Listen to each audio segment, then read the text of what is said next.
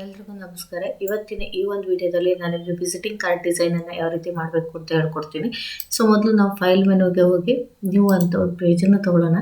So ಇಲ್ಲಿ ಪೇಜಲ್ಲಿ ನಮಗೆ width ಬಂದು 3.5 ಇಂಚಸ್, ಹೈಟ್ ಬಂದು 2 ಇರುತ್ತೆ, ರಿಸಲ್ಯೂಷನ್ 300 ತೊಗೋಬೇಕು. ಬ್ಯಾಕ್ಗ್ರೌಂಡಲ್ಲಿ ನಾವು ವೈಟನ್ನು ತೊಗೊಂಡು ಶೇಪನ್ನು ಹಾಕ್ಕೊಡ್ತೇವೆ. ನೀವು ಕಲರ್ ಬೇಕಿದ್ರೆ ಕಲರ್ ಹಾಕೋಬೋದು. ಸೊ ಇದನ್ನ ಮ್ಯಾಕ್ಸಿಮೈಸ್ ಮಾಡಿಕೊಂಡು ನೋಡಿ, ಇಲ್ಲಿ ವ್ಯೂ ಮೆನುವಲ್ಲಿ ನ್ಯೂ ಗೈಡ್ ಅಂತ ಇದೆ. ಇದರಲ್ಲಿ ನ್ಯೂ ಗೈಡಲ್ಲಿ ಇಲ್ಲಿ ನಾನು ವರ್ಟಿಕಲ್ 50% ತೊಗೊತಾ ಇದ್ದೀನಿ. ಹಾಗೆ ನ್ಯೂ ಗೈಡಲ್ಲಿ ಹೊರಿಸಾಂಟಲ್ 50% ಅಂತ ತೊಗೊತಾ ಇದ್ದೀನಿ. ನೋಡಿ, ಈ ರೀತಿಯಾಗಿ ತೊಗೊಂಡಿದ್ದೀನಿ. ನೆಕ್ಸ್ಟ್ ನಂಗೆ ಸೈಡಲ್ಲೆಲ್ಲ ಸ್ವಲ್ಪ ಜಾಗ ಬೇಕು ಅಂತ ಇದ್ದರೆ ಈ ರೀತಿ ನಾವು ಜಾಗವನ್ನು ತೊಗೋಬೋದು.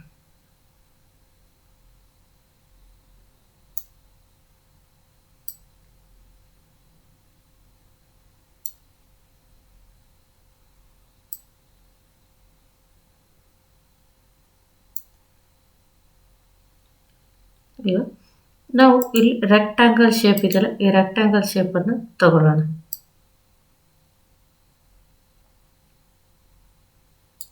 ರೆಕ್ಟಾಂಗಲ್ ಶೇಪ್ ತಗೊಂಡು ಪೆನ್ ಟೂಲಲ್ಲಿರೋ ಕನ್ವರ್ಟ್ ಪೆನ್ ಟೂಲ್ ಇದೆಯಲ್ಲ, ಪಾಯಿಂಟ್ ಟೂಲ್ ಅಂತ, ಅದನ್ನು ತಗೊಂಡು ಇಲ್ಲಿ ಕ್ಲಿಕ್ ಮಾಡ್ಕೊಳ್ಳಿ. ಇವಾಗ ಆ್ಯಡ್ ಆ್ಯಂಕರ್ ಪಾಯಿಂಟ್ ಟೂಲ್ ಅಂತ ನೀವು ಕ್ಲಿಕ್ ಮಾಡ್ಕೋಬೇಕು. ಯಾವ ಜಾಗದಲ್ಲಿ ನಿಮಗೆ ಡ್ರ್ಯಾಗ್ ಮಾಡಬೇಕು ಆ ಪಾಯಿಂಟಲ್ಲಿ ಇಟ್ಕೊಂಡು ನೀವು ನೋಡಿ ಈ ರೀತಿಯಾಗಿ ಜಗ್ಬಹುದು. ಡ್ರ್ಯಾಗ್ ಆದ ನಂತರ ಕಂಟ್ರೋಲ್ ಎಂಟರ್ ಬಟನನ್ನು ನೀವು ಪ್ರೆಸ್ ಮಾಡ್ಕೊಳ್ಳಿ. ನ್ಯೂ ಲೇಯರನ್ನು ತೊಗೋಬೇಕು. ನ್ಯೂ ಲೇಯರನ್ನು ತೊಗೊಂಡು ನೀವು ಡಿಫ್ರೆಂಟ್ ಆಫ್ ಕಲರ್ಸನ್ನು ಬೇಕು ಅಂದರೆ ಗೈಡೆಡ್ ಟೂಲನ್ನು ತೊಗೊಳ್ಳಿ. ನಾನು ನಿಮಗೆ ಗೈಡೆಡ್ ಟೂಲನ್ನು ತೊಗೊಂಡು ಒಂದು ಡಿಫ್ರೆಂಟ್ ಆಫ್ ಕಲರ್ಸನ್ನು ಹಾಕೋದೇನಂತ ತೋರಿಸ್ತೀನಿ, ನೋಡ್ಕೊಳ್ಳಿ. ಇಲ್ಲಿ ನನಗೆ ಯಾವ ಕಲರ್ಸ್ ಬೇಕು ಆ ಕಲರ್ಸನ್ನು ತೊಗೊತಾ ಇದ್ದೀನಿ. ಇಲ್ಲಿ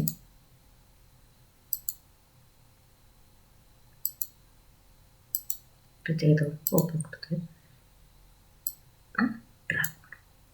ಸೊ ಡಿಫ್ರೆಂಟ್ ಆಫ್ ಕಲರ್ಸ್. ಇವಾಗ ಕಂಟ್ರೋಲ್ ಡಿ ಬಟನನ್ನು ಪ್ರೆಸ್ ಮಾಡಿ. ಕಂಟ್ರೋಲ್ ಡಿ ಸೆಲೆಕ್ಟ್ ಆಗುತ್ತೆ. ನಂತರ ನೀವು ಮತ್ತೊಂದು ರೆಕ್ಟಾಂಗಲನ್ನು ತಗೋಬೇಕಾಗುತ್ತೆ.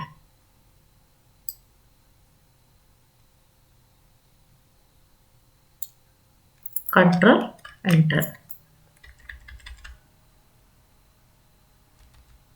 ಸೊ ಈ ರೀತಿಯಾಗಿ ನ್ಯೂ ಲೇಯರನ್ನು ತಗೊಂಡು ಇದಕ್ಕೂ ಕೂಡ ಡಿಫ್ರೆಂಟ್ ಆಫ್ ಕಲರ್ಸನ್ನು ನೀವು ಸೆಲೆಕ್ಟ್ ಮಾಡಿ, ನಾನು ಪೇಂಟ್ ಬಕೆಟನ್ನು ತಗೊಂಡು ಇವಾಗ ಇದಕ್ಕೆ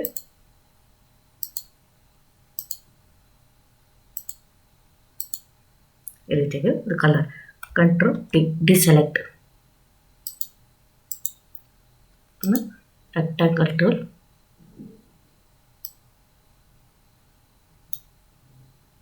ಇವಾಗ convert to point tool, add anchor point.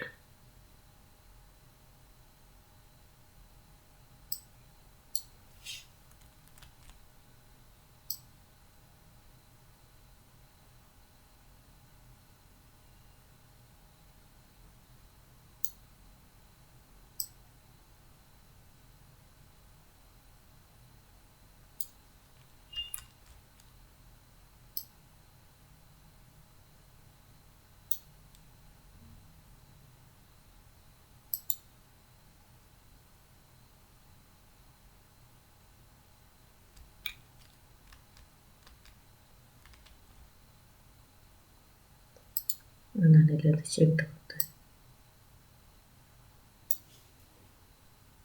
Convert to point.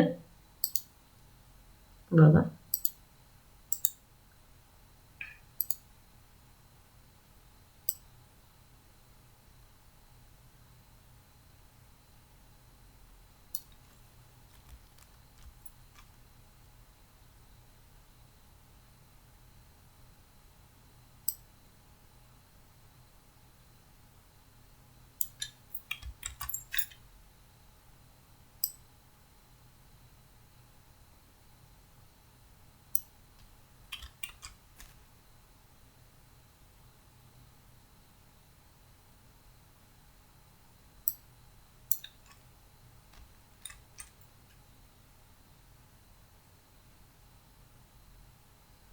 Control enter.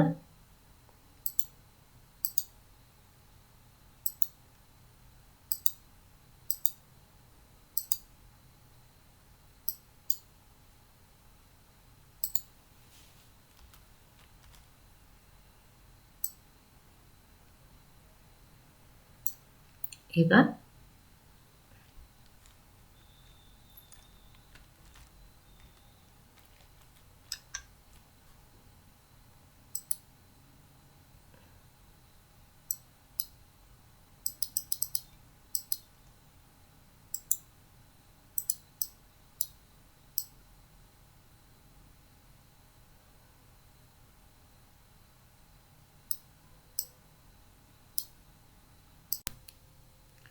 ಇವಾಗ ಈ ಗೈಡ್ಲೈನ್ಸ್ ಏನಿದೆ ಅದೆಲ್ಲ ಹೋಗ್ಬೇಕಲ್ವ, ಅದಕ್ಕೆ ನೀವು ಕಂಟ್ರೋಲ್ ಎಚ್ ಅನ್ನು ಪ್ರೆಸ್ ಮಾಡಿ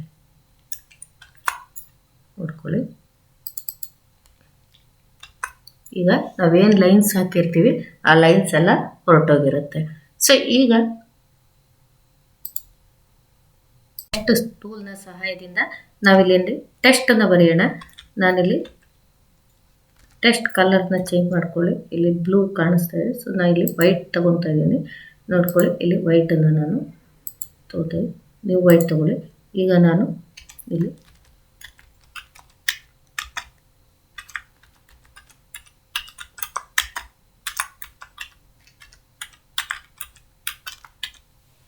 ನನ್ನ ಒಂದು ಸಂಸ್ಥೆ ಹೆಸರನ್ನು ನಾನು ಬರೀತಾ ಇದ್ದೀನಿ.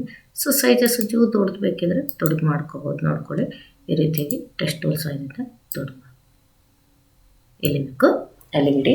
ನೆಕ್ಸ್ಟ್ ನನಗಿಲ್ಲಿ ನನ್ನ ಕಾಂಟ್ಯಾಕ್ಟ್ ಡೀಟೇಲ್ಸ್ ಎಲ್ಲ ಹಾಕಬೇಕು ಅಂತ ಇದ್ದರೆ, ಸೊ ನಾನಿಲ್ಲಿ ಮತ್ತೆ ಟೆಸ್ಟ್ ಟೂಲನ್ನು ತೊಗೊತಾ ಇದ್ದೀನಿ. ಇಲ್ಲಿ ನನಗೆ ಎಲ್ಲಿ ಬೇಕು ಅಲ್ಲಿ ಕ್ಲಿಕ್ ಮಾಡ್ಕೊತಾ ಇದ್ದೀನಿ. ಈಗ ಸೈಜಸ್ಸು ಸ್ವಲ್ಪ ಚಿಕ್ಕದೇ ಇರಲಿ ಅಲ್ವಾ, ಸೊ ಅದಕ್ಕೆ ನಾನು ಚಿಕ್ಕದು ಮಾಡ್ಕೊತಾ ಇದ್ದೀನಿ. ಇಲ್ಲಿ ಕಾಂಟ್ಯಾಕ್ಟ್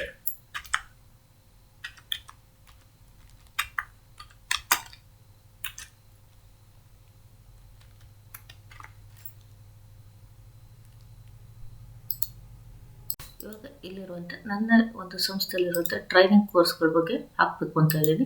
ಸೊ ಅವ್ರ ಟ್ರೈನಿಂಗ್ ಕೋರ್ಸ್ಗಳ ಬಗ್ಗೆ ಹಾಕ್ಲಿಕ್ಕೆ ಇಲ್ಲಿ ನಾನು ತೊಗೊತಾ ಇದ್ದೀನಿ. ಯಾಕಂದರೆ ಇಲ್ಲಿ ಸ್ವಲ್ಪ ನನಗೆ ಇಲ್ಲಿ ತೊಗೊತಾ ಇದ್ದೀನಿ.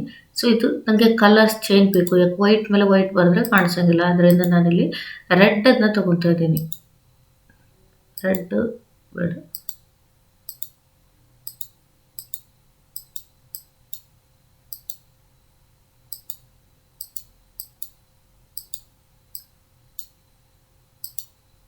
ರೆಡ್ಡನ್ನು ತೊಗೊತಾ ಇದ್ದೀನಿ. ಸೊ ಸೈಜಸ್ ಬಂದು ಸ್ವಲ್ಪ ದೊಡ್ಡ ತೊಗೊತಾ ಇದ್ದೀನಿ. ಇಲ್ಲಿ ಕಂಪ್ಯೂಟರ್ ಕೋರ್ಸಸ್ ಅಂತ ಹಾಕ್ತಾ ಇದ್ದೀನಿ.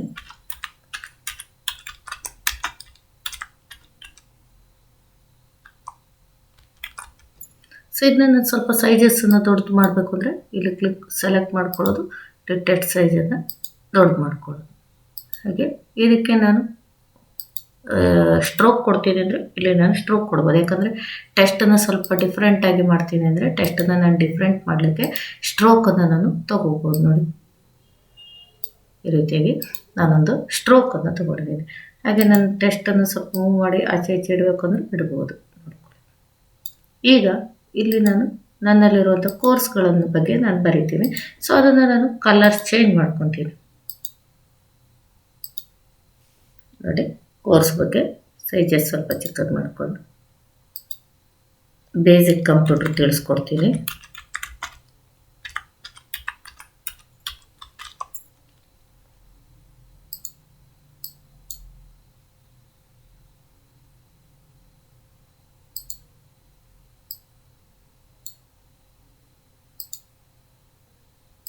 ನೆಕ್ಸ್ಟು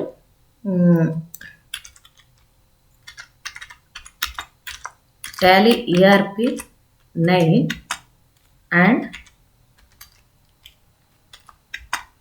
ಟ್ಯಾಲಿ ಪ್ರೈಮ್ ಬಗ್ಗೆ ವಿಡಿಯೋ ಮಾಡ್ತಾ ಇದ್ದೀನಿ.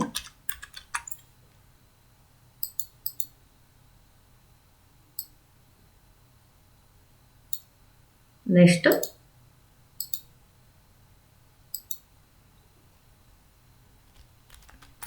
Desktop publishing. ಡೆಸ್ಕ್ಟಾಪ್ ಪಬ್ಲಿಷಿಂಗ್ ಅಂದರೆ ನಮಗೆ DTPಗೆ ಸಂಬಂಧಿಸಿದಂಥ ತರಬೇತಿಗಳು. ಅಂದರೆ ನೀವು ಫೋಟೋಶಾಪ್ ಇರ್ಬೋದು, ಕೋರಲ್ ಡ್ರಾ ಇರ್ಬೋದು, ಪೇಜ್ ಮೇಕರ್, ಇಲಿಸ್ಟ್ರೇಟರ್ ಇವುಗಳ ಬಗ್ಗೆ ನೀವು ತಿಳ್ಕೊಬೋದು ಈ ಒಂದು ಕೋರ್ಸಲ್ಲಿ. ನೆಕ್ಸ್ಟು ನಿಮಗೆ ಆಟೋ ಕಾರ್ಡ್ಸ್ ಬಗ್ಗೆ ಅಥವಾ ಡಾಟಾ ಎಂಟ್ರಿ ಬಗ್ಗೆ ತಿಳ್ಕೊಬೋದು. ನೀವು ಡಾಟಾ ಎಂಟ್ರಿ ಬಗ್ಗೆನೂ ಮುಂದಿನ ದಿನಗಳಲ್ಲಿ ನಾನು ಹಾಕ್ತಾಯಿದ್ದೀನಿ ವಿಡಿಯೋಗಳನ್ನು. ಡಾಟಾ ಎಂಟ್ರಿ ಬಗ್ಗೆ ತಿಳ್ಕೊಬೋದು. ಬೇರೆ ಬೇರೆ ನೀವು ಯಾವ ಕಾನ್ಸೆಪ್ಟ್ ಬಗ್ಗೆ ತಿಳ್ಕೊಬೇಕು ಅಂತ ನನಗೆ ಮೆಸೇಜ್ ಮಾಡ್ತೀರೋ ಆ ಕಾನ್ಸೆಪ್ಟ್ ಬಗ್ಗೆ ನಿಮಗೆ ನಾನು ವೀಡಿಯೋಸನ್ನು ಹಾಕ್ತೇನೆ. ಹಾಗೆ ಇಲ್ಲಿ ಒಂದು ಲೋಗೋವನ್ನು ಹಾಕಬೇಕಾಗ್ತದೆ. ನನ್ನ ಸಂಸ್ಥೆ ಒಂದು ಲೋಗೋವನ್ನು ಹಾಕಬೇಕು ಅಂದರೆ ನಾನು ಯಾವ ರೀತಿಯಾದ ಲೋಗೋ ಹಾಕ್ಬೋದು, ರೆಕ್ಟ್ಯಾಂಗಲನ್ನು ತೊಗೊತಾ ಇದ್ದೀನಿ. ರೆಕ್ಟ್ಯಾಂಗಲನ್ನು ತೊಗೊಂಡು ಇಲ್ಲಿ ಸೆಲೆಕ್ಟ್ ಮಾಡ್ಕೊತಾ ಇದ್ದೀನಿ. ನೋಡಿ, ಸೆಲೆಕ್ಟ್ ಮಾಡಿಕೊಂಡು ಇಲ್ಲಿ ಕಂಟ್ರೋಲ್ ಎಂಟರ್ ಬಟನನ್ನು ಪ್ರೆಸ್ ಮಾಡಿ ನ್ಯೂ ಲೇಯರನ್ನು ತೊಗೊತಾ ಇದ್ದೀನಿ. ಈಗ ನಾನು ಇಲ್ಲಿ ಡಿಫ್ರೆಂಟ್ ಆಫ್ ಕಲರ್ಸನ್ನು ಆಯ್ಕೆ ಆಗ್ತಾ ಇದ್ದೀನಿ. ಈಗ ಡಿಸೆಲೆಕ್ಟ್ ಮಾಡಿ ಕಂಟ್ರೋಲ್ ಡಿ ಅನ್ನು ಪ್ರೆಸ್ ಮಾಡಿ ಈಗ ಫೈಲ್ ಓಪನ್. ಈಗ ಇಲ್ಲಿ ಡೆಸ್ಕ್ಟಾಪ್ ಮೇಲೆ ಒಂದು ಲೋಗೋ ಅನ್ನು ಇದೆ.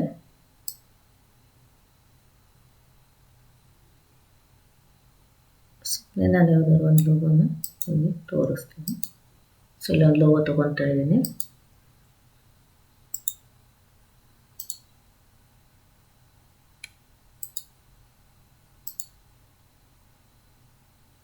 ಸುಮ್ಮನೆ ಒಂದು ಲೋಗೋ ಬೇಕಿರೋದ್ರಿಂದ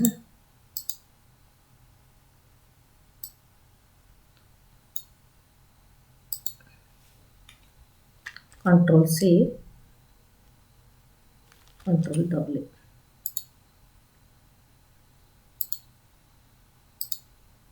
ಇಲ್ಲಿ ಕಂಟ್ರೋಲ್ ವಿ.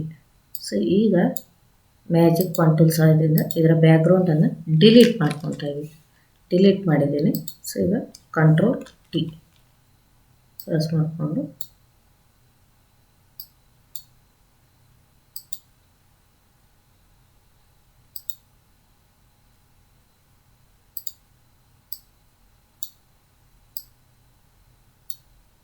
ಮ್ಯಾಜಿಕ್ ಕಂಟ್ರೋಲ್ ಇಲ್ಲಿ ಡಿಲೀಟ್.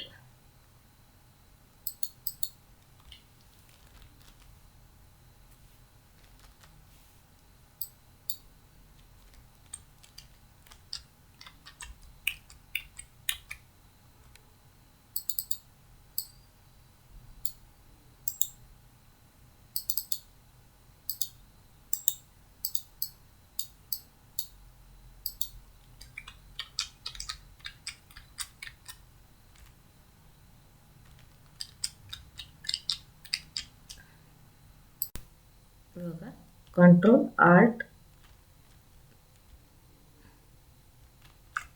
ಜಿ ಅನ್ನು ಪ್ರೆಸ್ ಮಾಡ್ಕೊಳ್ಳಿ. ಈಗ ನೀವು ಕಂಟ್ರೋಲ್ ಟಿ ಅನ್ನು ಪ್ರೆಸ್ ಮಾಡಿಕೊಂಡು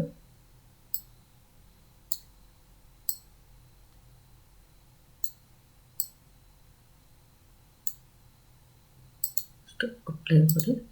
ಈಗ ಕಂಟ್ರೋಲ್ ಟಿ